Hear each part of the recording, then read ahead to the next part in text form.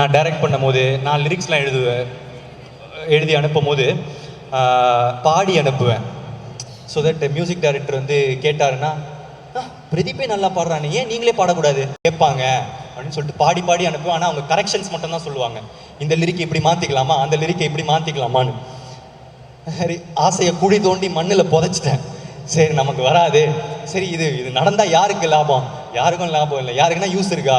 உனக்கு மட்டும் ஏன்டா இப்படி சுயநலவாதியாக இருக்க அப்படின்னு சொல்லிட்டு என் ஆசையை வந்து குழி தோண்டி புதைச்சிட்டேன். குழி தோண்டி புதைச்சதுலேருந்து அந்த குழியை தோண்டி திடீர்னு கூப்பிட்டாரு கீர்த்தி. 2 பேரும் அட் அ டைம் கால் பண்ணாங்க. கால் பண்ணி ஒரு பாட்டு பாடுறீங்களா அப்படின்னா, ஓகே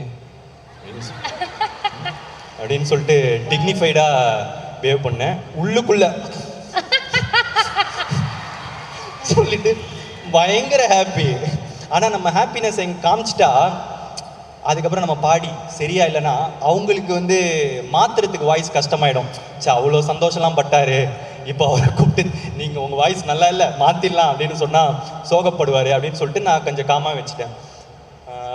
ஸோ அதுக்கப்புறம் ரெக்கார்டிங் போனால் அவ்வளோ ஸ்வீட்டாக எனக்கு சொல்லி கொடுத்தாங்க.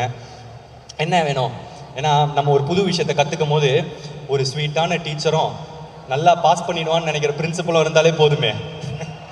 ஸோ ஜாலியாக அந்த 4 மணி நேரத்தை நான் வந்து என்ஜாய் பண்ணேன்.